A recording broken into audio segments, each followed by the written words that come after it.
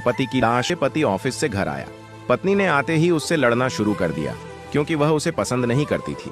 पति ने कहा, मुझे खाना तो दे दो, बहुत भूख लगी है। पत्नी बोली, खुद जाकर खा लो, मुझे नींद आ रही है। पति चुपचाप सुनता रहा और पत्नी पूरी रात उससे झगड़ती रही।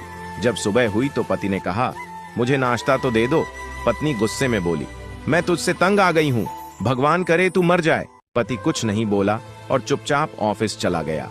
दोपहर में पत्नी अपने बच्चों को स्कूल से लेकर घर वापस आ ही रही थी तो उसने देखा घर के सामने भीड़ लगी हुई है। वह घबराकर पास गई तो देखा उसके पति की लाश घर के सामने पड़ी हुई है। उसके ऊपर कयामत सी टूट पड़ी। मन में सन्नाटा सा छा गया।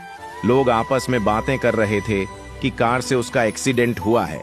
पत्नी जोर जोर से चीखने लगी और चिल्लाने लगी कि संजू उठ जाओ, मैं अब तुमसे कभी नहीं लड़ूंगी, तुम्हें कुछ नहीं कहूंगी, मुझे कुछ नहीं चाहिए।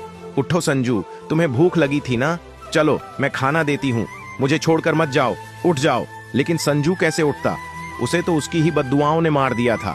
संजू के जाने के बाद पत्नी को दुनिया का असली रंग नजर आने लगा। रिश्ते बदलते दिखने लगे, उसके अपने मुंह मोड़ने लगे, लोग उसे गंदी नजरों से देखने लगे। कुछ ही दिनों में उसका घर भी उससे छीन लिया गया। जो हिस्सा उसका बनता था ससुराल वालों ने उसे दे दिया। पति के मरने के बाद पत्नी को एहसास हुआ, पति जैसा भी हो, चाहे पसंद का हो या नापसंद का, लेकिन वह औरत के सिर का ताज होता है। बात से सहमत है तो यस जरूर लिखे और इसी तरह की कहानियों के लिए हमारे साथ जुड़े रहिए।